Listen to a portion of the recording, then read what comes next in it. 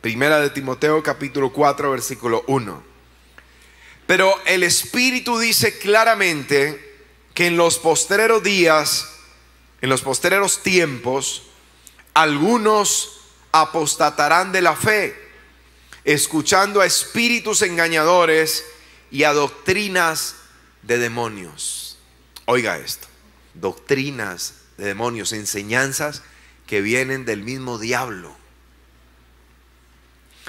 Y el apóstol Pablo le está escribiendo esta carta a Timoteo, y el Espíritu está usándolo para hablarnos a todos nosotros en estos tiempos. Y nos dice que en los tiempos, en los últimos tiempos, iba a verse algo, una manifestación muy especial y terrible, pero terrible. Y era la apostasía de algunos como consecuencia de escuchar espíritus engañadores y seguir falsas enseñanzas, enseñanzas que vienen del infierno, del mismo diablo, de los demonios. Por eso he titulado este mensaje una característica de los postreros tiempos. Una característica. ¿Cuál es esa característica de los postreros tiempos? Dígame alguien, ¿cuál es esa característica? Que algunos van a apostatar de la fe. Algo que caracteriza los tiempos finales es que algunos de entre las congregaciones van a apostatar de la fe. Y nos dice también en 2 de Tesalonicenses capítulo 2 versículo 3, dice: nadie os engañe en ninguna manera, no vendrá sin que antes venga la apostasía y se manifieste el hombre de pecado, el hijo de perdición. No vendrá sin que antes venga la apostasía. El Señor Jesucristo no se va a manifestar hasta que antes venga la apostasía y se manifieste ese hombre de pecado. Entonces a los de Tesalónica les estaban diciendo una falsa enseñanza, que ya el Señor había venido. Por eso ellos estaban como en la tribulación, en la gran tribulación. Ellos estaban pasándola mal en esa época, y había gente diciéndoles: es que ya estamos en la tribulación y la gran tribulación. Entonces les decía: ya está cerca esa venida del Señor, esa segunda venida del Señor, porque ya arrancó la tribulación y la gran tribulación. A otros les estaban diciendo: no, el Señor ya vino, fue. Entonces estaban confundidos. Tienen ustedes que pensar que ya no hay nada más que hacer, solo resignarse a todo lo malo que les está pasando. Y Pablo viene para poner en orden los acontecimientos de los últimos tiempos, y comienza en esa carta a decirles a ellos: mire, una de las cosas que tienen que tener presente es que no vendrá, ¿sí?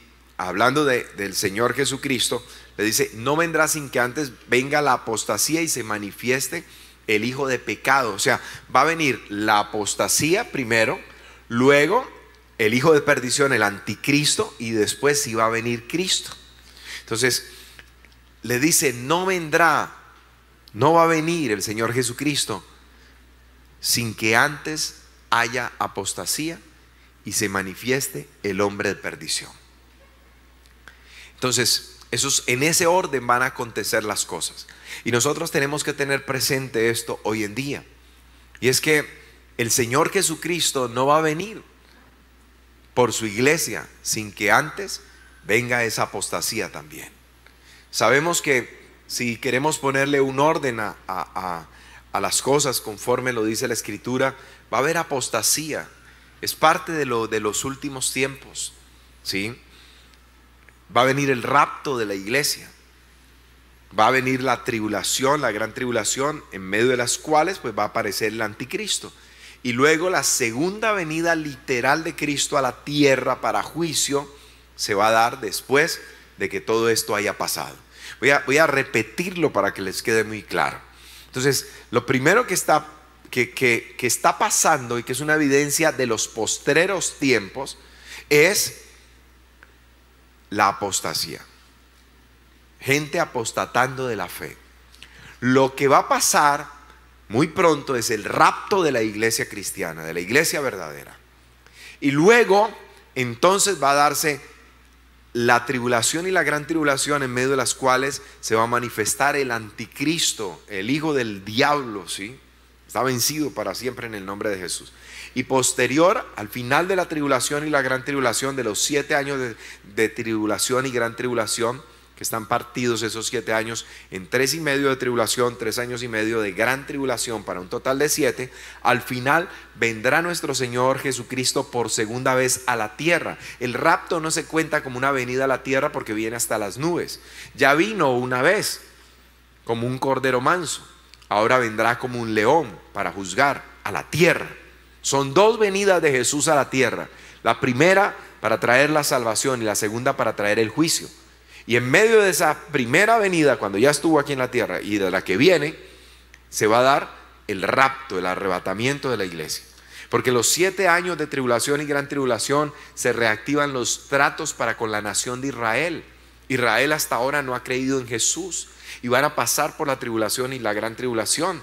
Y la tribulación y la gran tribulación son los días de la ira de Dios que vienen como consecuencia del pecado y la maldad del hombre, que se habrá de multiplicar en estos tiempos postreros. Pero el aspecto que nos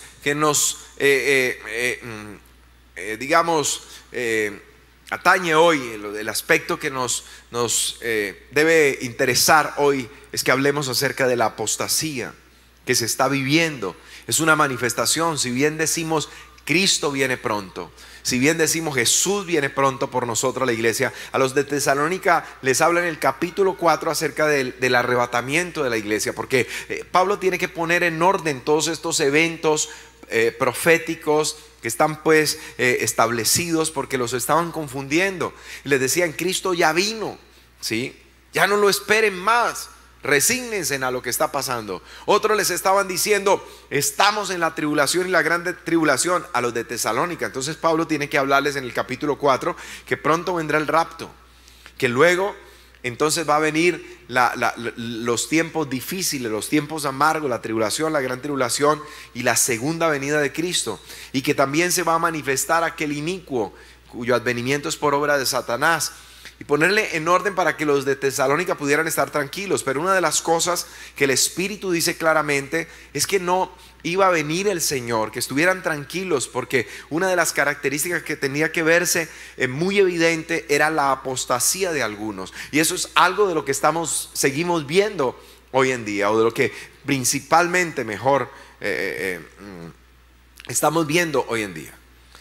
Estamos viendo tiempos de apostasía. Mucha gente está volviendo atrás. ¿Qué significa apostasía? Vamos a definirlo para que podamos entenderlo y en el contexto de lo que estamos viviendo.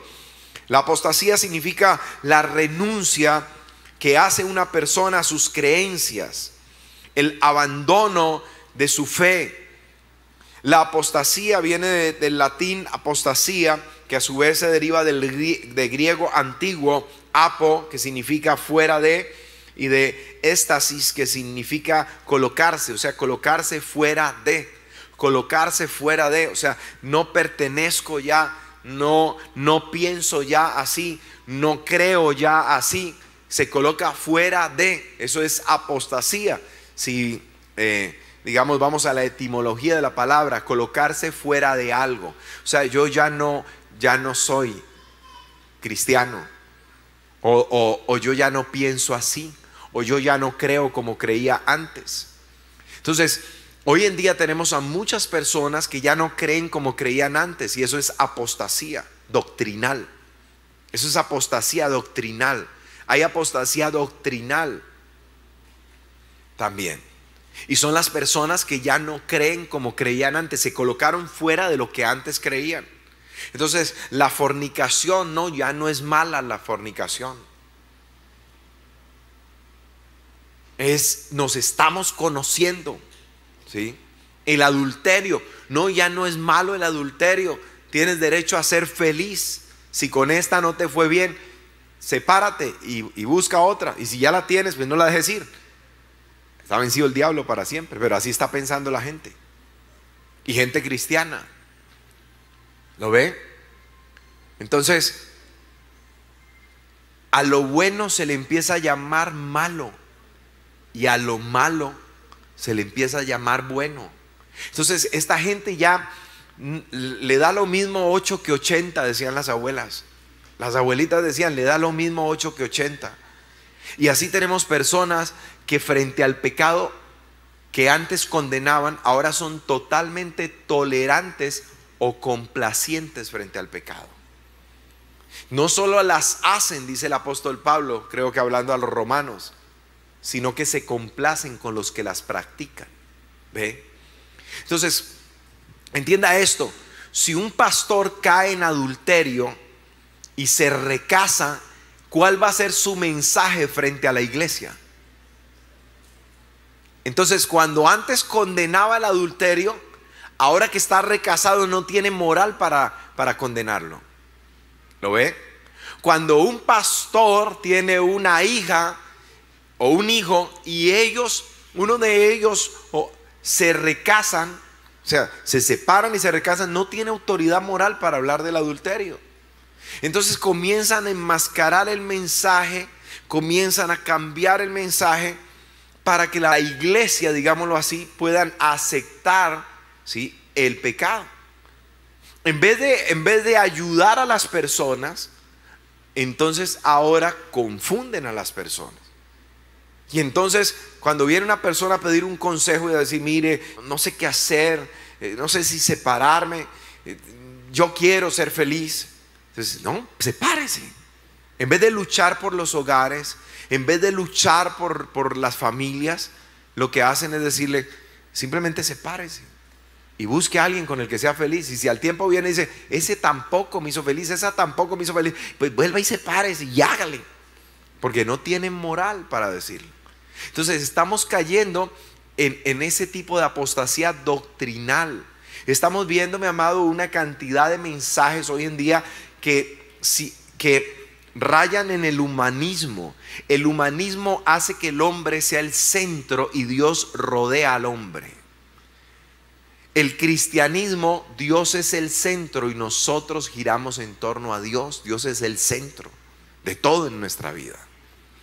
El humanismo hace que el hombre es el centro del mensaje, sea el hombre y el bienestar del hombre. Entonces, haz todo lo que te haga feliz.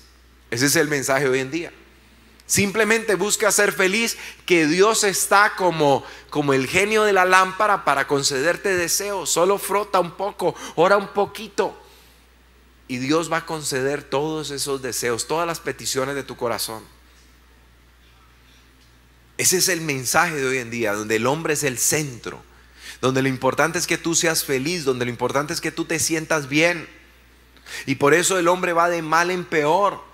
Y la persona que es mal aconsejada va de mal en peor. ¿Por qué? Porque nunca, mi amado, el hombre podrá ser el centro ni estar en el centro. Dios tiene que estar siempre en el centro para que todo tenga el orden correcto.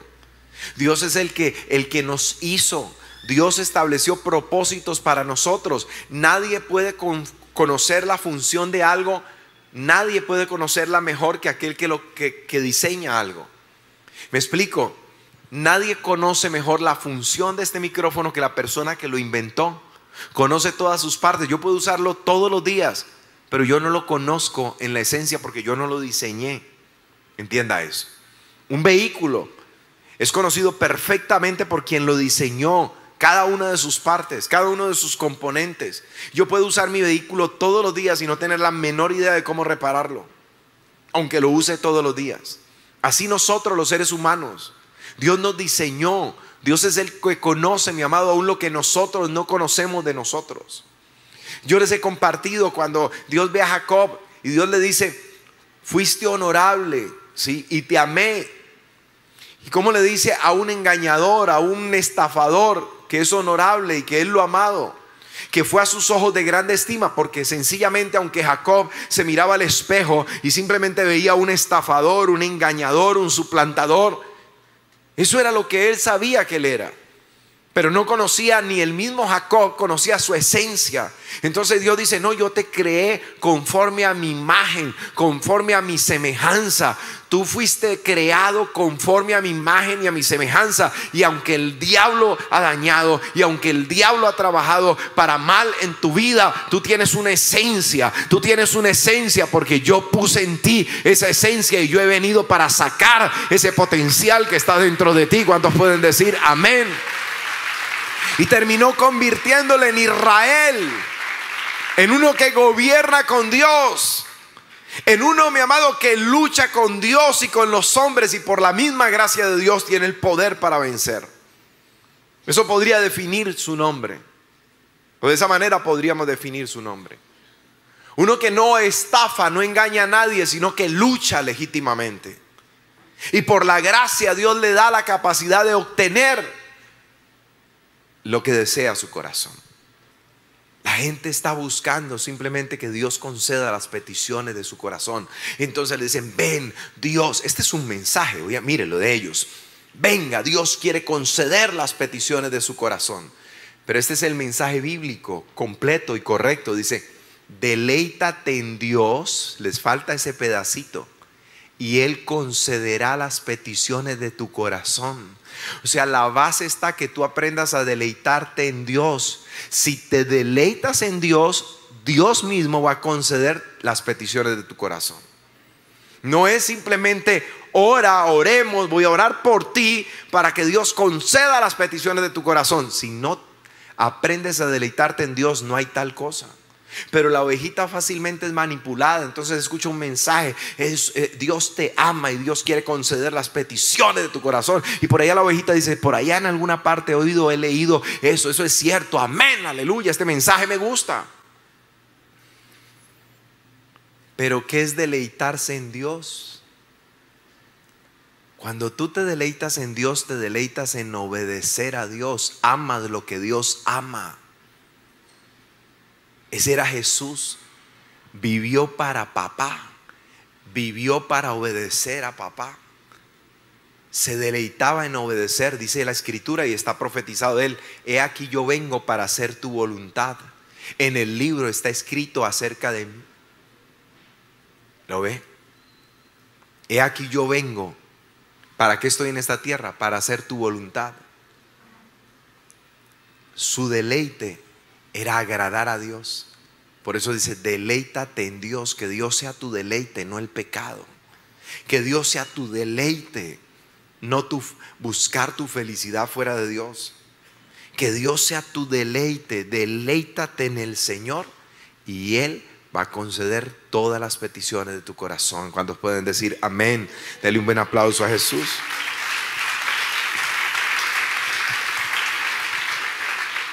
La apostasía es igualmente el abandono entonces de la fe. Es un cambio de la opinión o de la doctrina. Entonces tenemos gente en apostasía doctrinal. Pastores que decían: yo antes, cuando yo empecé a predicar, yo decía, creía, predicaba.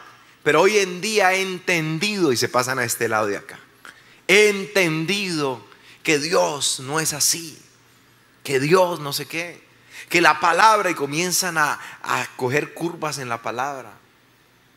O sea, leen un pedacito y se saltan el otro que no les conviene, y cogen un pedacito de aquí, un pedacito de acá y un pedacito de allá.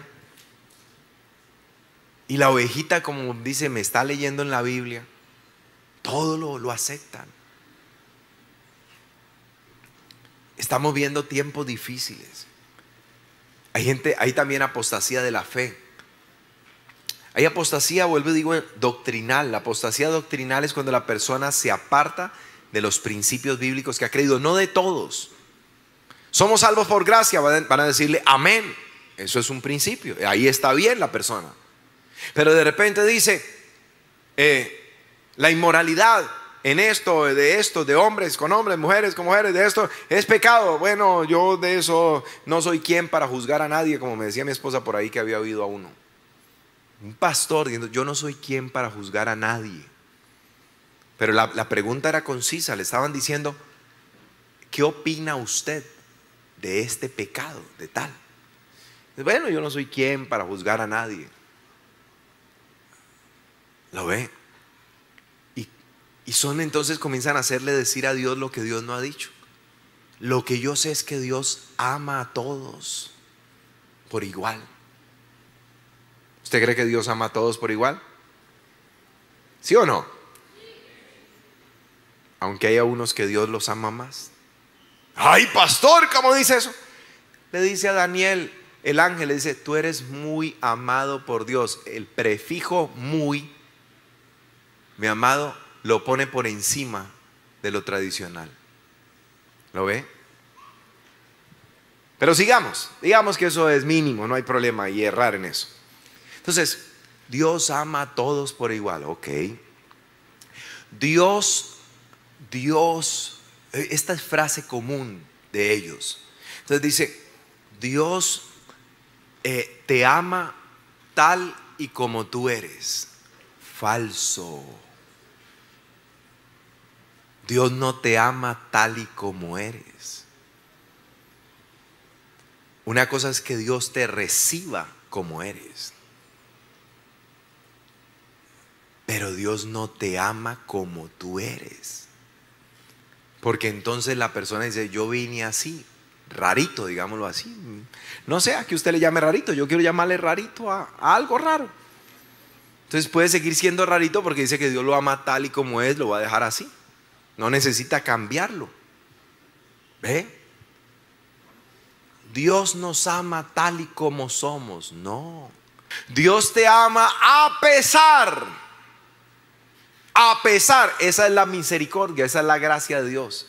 A pesar de que usted sea así, Dios lo ama. Por eso lo quiere cambiar. Lo quiere transformar. Lo quiere rescatar. Lo quiere salvar de esa. A pesar de lo que usted es. A pesar, ese término a pesar es muy diferente de tal y como es.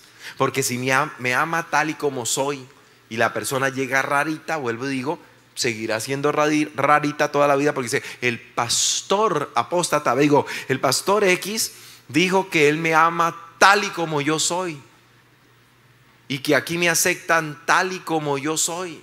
No, aquí te aceptamos a pesar de lo que tú eres, porque te amamos.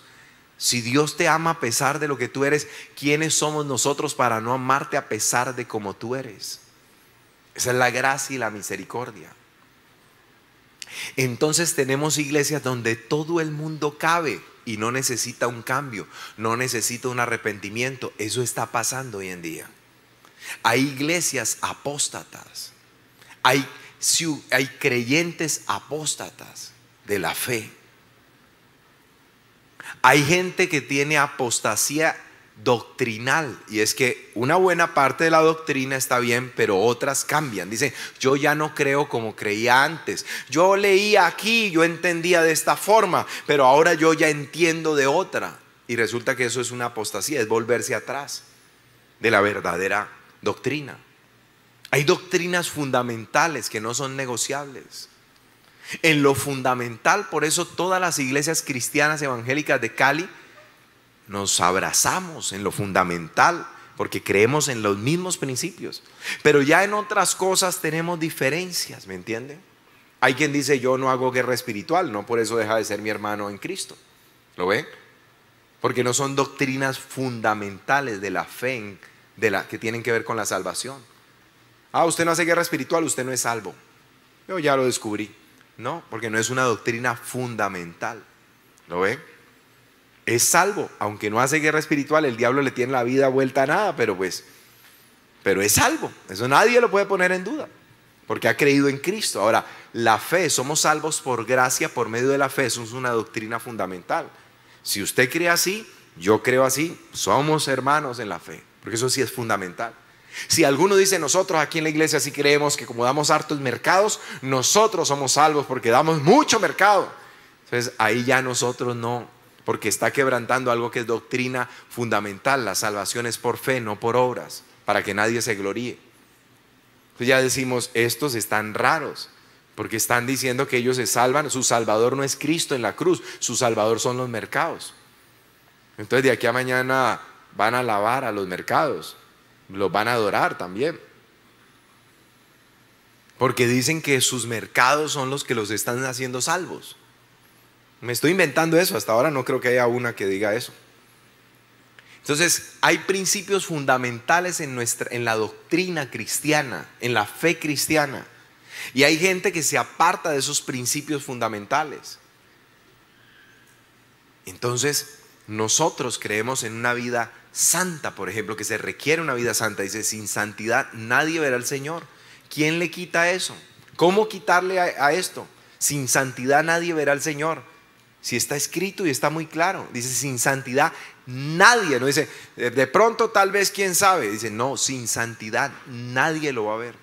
Entonces estamos viendo mucha apostasía hoy en día en la iglesia. Y nosotros tenemos que tener cuidado con a quién oímos. Tenemos que tener cuidado de mantenernos firmes en la fe, en la palabra. Todos nosotros llegamos, hablo con los nuevos, llegamos golpeados, aporreados, ¿sí me entiende?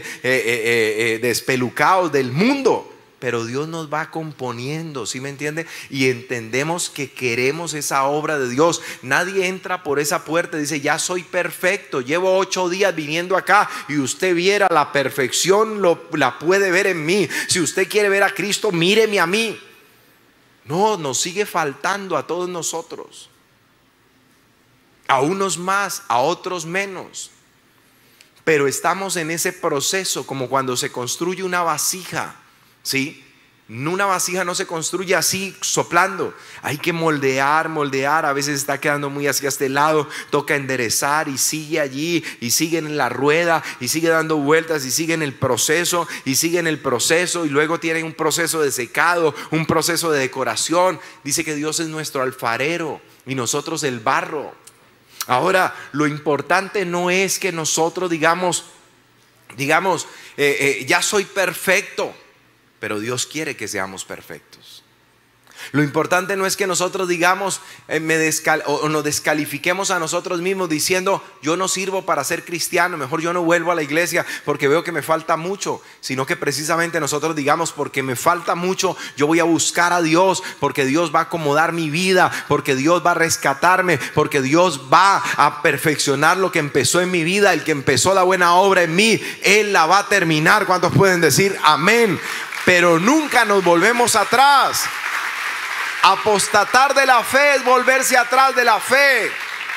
Vuelvo a insistirle, hay apostasía doctrinal, gente que va quitándole poco a poco a lo que creía antes y hasta lo predica. Eso es apostasía doctrinal. Y apostatar de la fe es cuando la gente ya abandona la fe en Cristo y se vuelve atrás. La una y la otra son igualmente peligrosas. Porque el que comienza a dejar de creer en los principios bíblicos, a sustituirlos por el pensamiento humanista, está próximo a terminar apostatando por completo de la fe y volviendo atrás. Amén. ¿Hemos entendido hasta ahí?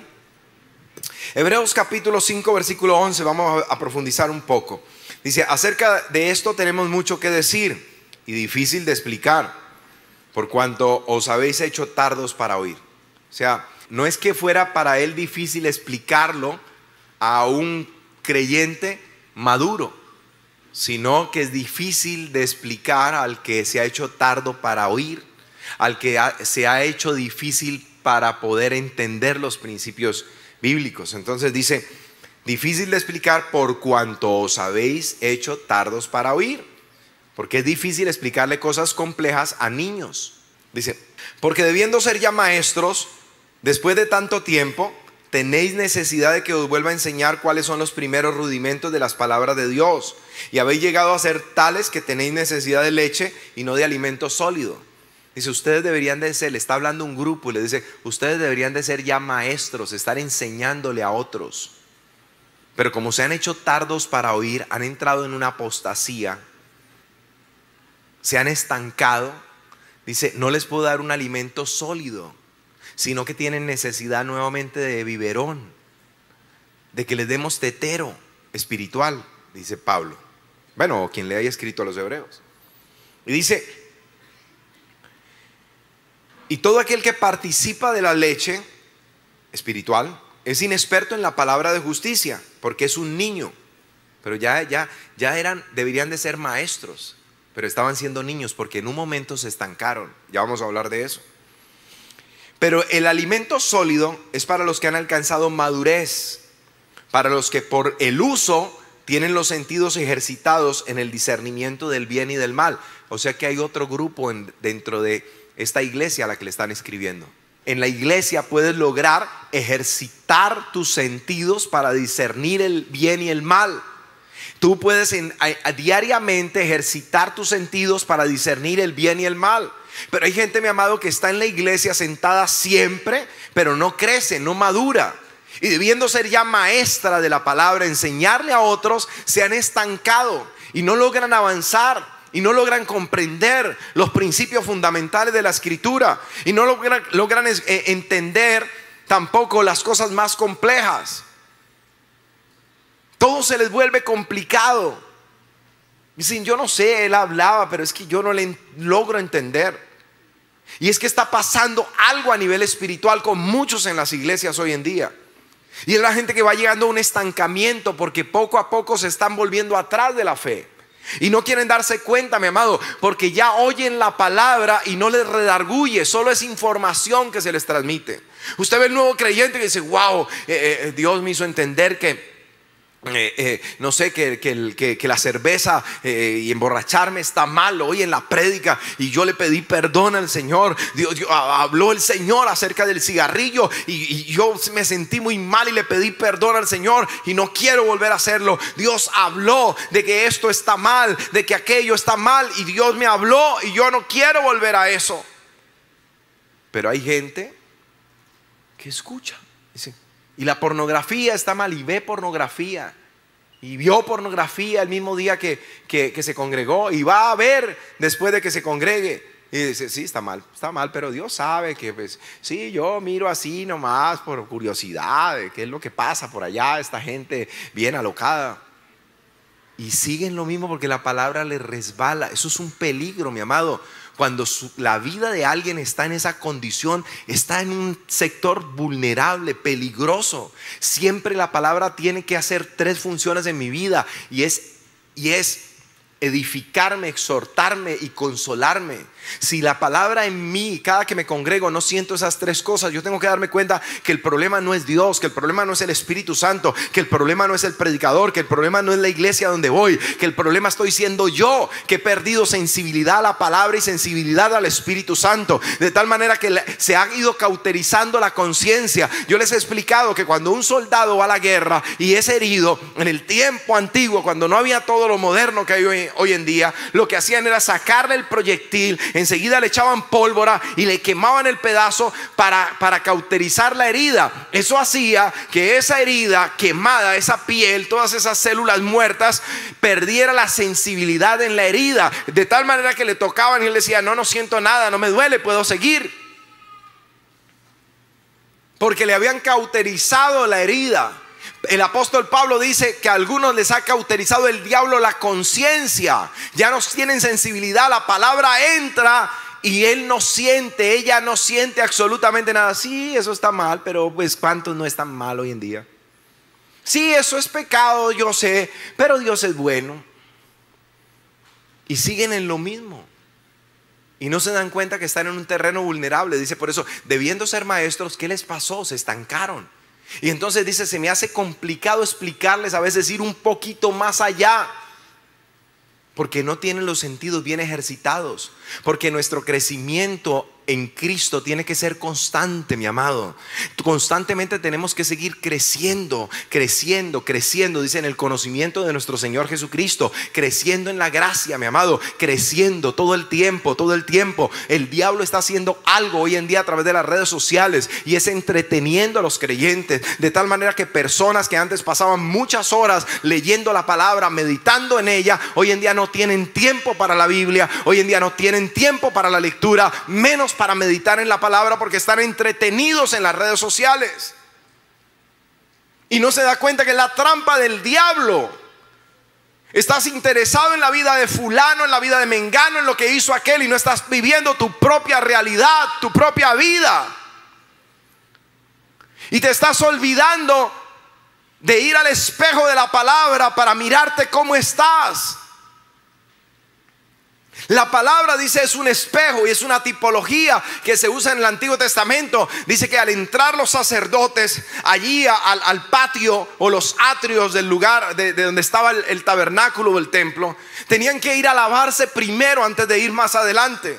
Y estaba la fuente que tipifica la palabra. Había agua y espejos tenía esta fuente. El sacerdote no podía entrar manchado, tiznado por causa de los sacrificios y de su trabajo sacerdotal. El sacerdote tenía que ir a mirarse en el espejo y había agua allí en esa fuente para lavarse y poder ir más adelante. Tú no puedes ir más adelante si a diario no vas a la fuente que te limpia, que te purifica, que limpia tu mente, mi mente, nuestra mente, y es la palabra de Dios. ¿Cuántos pueden decir amén? Dale un buen aplauso de alabanza al Señor. Hebreos 6:1, pasemos al siguiente capítulo ahí seguido. Veníamos en lo del discernimiento del bien y el mal. Hebreos 6:1, que es lo que sigue. Recuerda que en el original no hay capítulos, no hay versículos, es una carta con lectura seguida. Entonces dice: por tanto, dejando ya los rudimentos de la doctrina de Cristo, vamos adelante a la perfección, no echando otra vez el fundamento del arrepentimiento, de obras muertas, la fe en Dios, de la doctrina de bautismos, de la imposición de manos, de la resurrección de los muertos y del juicio eterno. Eso es semejante, y de ahí tomamos como fundamento, ¿sí? Con mi esposa, cuando comenzamos a trabajar en la cartilla y en la necesidad de la cartilla de discipulado. La cartilla de discipulado, la de rudimentos, de fundamentos. Entonces lo que nos dice es: ustedes ya tienen que ser maestros, ustedes ya deberían de tener muy claro todo ese fundamento en sus vidas. Y ya tendrían que estar yendo más adelante a conocer los misterios del reino que están revelados. Ir un poco más allá, pero no pueden quedarse. Pero si tenemos que volver otra vez a hablarle de que necesita arrepentirse, de que necesita aprender a andar en el Espíritu y caminar con el Espíritu Santo, que necesita vivir lleno del Espíritu Santo, si hay que recordarle otra vez que hay un proceso de santificación que se dio en su vida, o que empezó en su vida cuando recibió a Cristo. Él lo santificó, lo limpió, quedó limpiecito. Pero ahora usted tiene que seguir adelante manteniéndose limpio, santo, puro. Si tenemos que volver otra vez a decirle que tiene que orar todos los días, ahí está en la cartilla oración. Si tenemos que volver a decirle que hay que ayunar para quebrantar cosas en nuestra vida, que tenemos que demostrarle a Dios que tenemos hambre y sed de Él, y no de comida, no de frijoles todos los días. Si tenemos que volver a recordarle todo lo que está allí, esos principios, dice entonces, ¿qué es lo que ha pasado en su vida? Usted ya debería de estar ejercitado por el uso de ayuno. ¿Cómo está, pastor? Ayunando, por lo menos una vez a la semana ayuno, gloria a Dios, ¿sí? Oración, pastor, todos los días, gloria a Dios. Bibliología, todos los días he aprendido que hay que leer la palabra y la leo, gloria a Dios. Pero sí hay que volver a decirle: pastor, es que una consejería, estoy mal, no avanzo en la vida cristiana, yo me siento estancado, yo me siento llevado, yo me siento tirado, yo me siento aplastado, yo me siento pisoteado, y todo terminado en ao. Que sea malo. Dice: ¿y cómo está en oración? Pastor, la verdad he dejado de orar. ¿Y has estado ayunando? Pastor, la verdad he dejado de ayunar. ¿Y estás leyendo la Biblia? Pastor, la verdad he dejado la Biblia. Y tienes presente que tienes que vivir en santidad, porque sin santidad nadie verá al Señor. Viene el rapto, te vas a quedar. Pastor, la verdad no estoy andando muy santamente. Y sabes que tienes que ser lleno del Espíritu Santo. La verdad, pastor, se me estaba olvidando, ¿verdad? Y sabes que tienes que andar en el Espíritu. Sí, pastor, la verdad que con todo esto me estaba descuidando. Y sabes que si algo hay cosas de pecado en tu vida, tienes que arrepentirte. La verdad, pastor, sí, me ha olvidado que tengo que arrepentirme. Y así, si miramos todos los temas de la cartilla otra vez, se supone que ya por el uso, por estar haciéndolo todo el tiempo, tienes los sentidos bien ejercitados. Ya deberías de ser un maestro, no ser un problema en la iglesia, sino uno que ayuda a otros en la iglesia. Entonces dice, y esto haremos si Dios en verdad lo permite, porque es imposible que los que una vez fueron iluminados y gustaron el don celestial fueron hechos partícipes del Espíritu Santo, y asimismo gustaron la buena palabra de Dios y de los poderes del siglo venidero, y recayeron, sean otra vez renovados para el arrepentimiento, crucificando de nuevo para sí al Hijo de Dios y exponiéndole al vituperio. Es imposible que los que una vez ya fueron iluminados, o sea, vino la iluminación del conocimiento de Jesús a sus vidas y gustaron el don celestial, ¿sí? Vieron la bondad de Dios, las bendiciones de Dios, y fueron hechos partícipes del Espíritu Santo, vieron la obra del Espíritu Santo, han visto la manifestación del Espíritu Santo aún en sus propias vidas y no en sus vidas, porque no ha habido la consagración de vida, pero por lo menos en las vidas de los demás. Y han visto cómo los enfermos son sanados, los cautivos son liberados, cómo la gente es llena del Espíritu Santo, la obra del Espíritu Santo en la transformación, que fulano era un borracho, ya no lo es, que fulano era drogadicto, ya no lo es, que fulano era un fornicario, ya no lo es.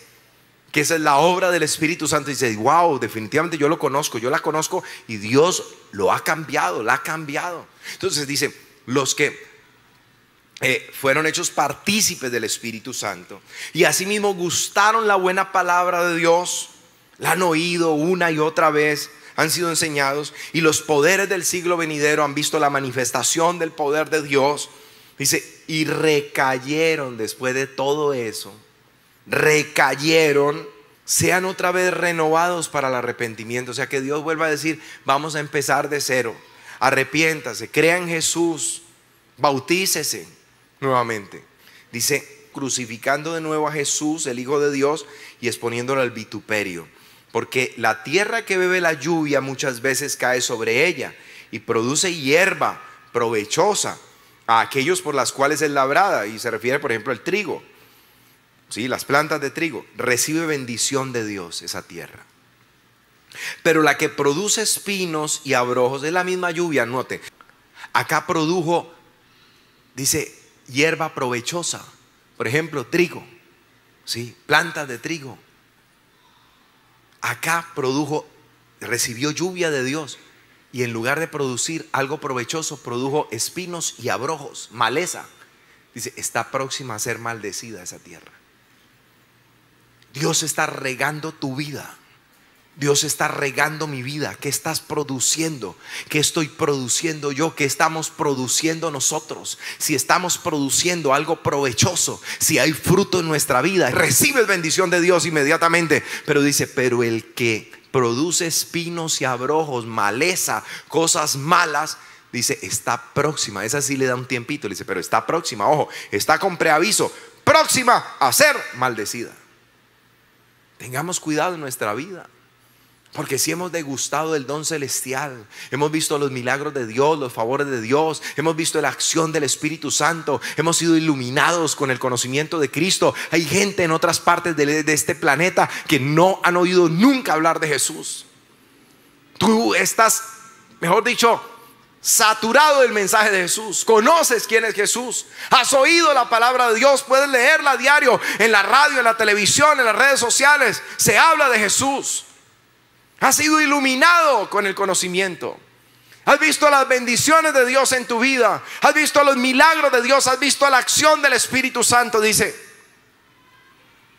pero no puedes recaer, volverte atrás, porque dice, es peligroso, demasiado peligroso. Dice, demasiado peligroso, al punto, dice, es imposible que los que una vez recibieron todo esto sean otra vez renovados para el arrepentimiento. Es supremamente peligroso, mis amados. Judas escuchó al mejor de los predicadores. Usted lo ha visto en las redes sociales, se habla mucho de esto.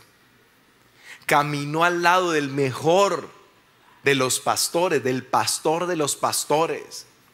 No de alguien que iba a hablar de Jesús. Él hablaba de él mismo, porque él era la palabra viva. Él fue el verbo que se hizo carne, la palabra que se encarnó. Imagínese la enseñanza de Jesús. Judas caminó al lado del mejor de los maestros, del mejor de los líderes, del Señor de los apóstoles, y este lo vendió por 30 monedas de plata. No es de echarle la culpa a los demás. Es que nadie se preocupa por mí. Es que a mí nadie me mira. Es que a mí nadie me chocholea. Es que a mí nadie me abraza ya. Es que a mí nadie me apapacha. Es que a mí nadie me consiente. Es que nadie se preocupa por mí. Judas tenía el mejor y lo vendió y le dio la espalda y se volvió atrás. Apostató de la fe. Filemón 1:23 dice: te saludan Epafras, mi compañero de prisiones por Cristo Jesús, Marcos, Aristarco, Demas y Lucas, mis colaboradores, dice Pablo. Oiga, Demas fue calificado por Pablo como un colaborador. Dijo: aquí te envío un saludo de nada menos de los campeones, ¿sí? De los pesos pesados que andan conmigo. Digo, aquí está Demas, uno de mis colaboradores, de la gente que sirve a Dios. Ojo a esto. Colosenses 4:14, pasó el tiempo. Os saluda Epafras, el cual es uno de vosotros, siervo de Cristo, siempre rogando encarecidamente por vosotros en sus oraciones, para que estéis firmes. Este es un intercesor, este Epafras.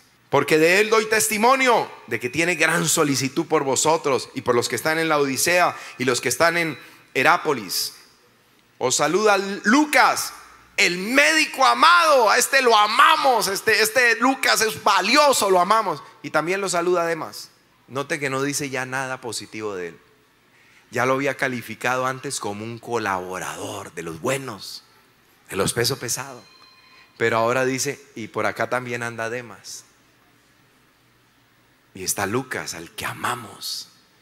Y está Epafras, que es un intercesor, un evangelista, un apasionado, un misionero apasionado. Y por acá anda Demas también. También les manda un saludito, porque ya estaba empezando a enfriarse. Ya parecía un pingüino frío. Y ahora mire dónde para Demas. Segunda de Timoteo 4:10. Porque Demas me ha desamparado, amando a este mundo, y se ha ido a Tesalónica. Hay gente que está en la iglesia y se va descuidando poco a poco. Al principio son colaboradores fieles, llegan a ser líderes en los ministerios, llegan a liderar sobre otros, pero llega un momento en el cual ya todo les parece igual. Ya vienen a la iglesia porque sí, ya vienen a orar porque les toca, ya vienen a dar un discipulado porque les conviene, ya se suben a predicar porque es lo que hacen siempre. Eso no puede pasar en la vida de uno, mi amado, porque mire, este fue un colaborador fiel de los buenos, pero de un momento a otro fue de los del montón, y de un momento a otro ya estaba en el mundo. El descuido, mi amado, lleva a la gente a apostatar de la fe, a apartarse de la fe en Jesús, a apartarse de lo que un día creyó doctrinal, o apartarse por completo de la fe en Jesús.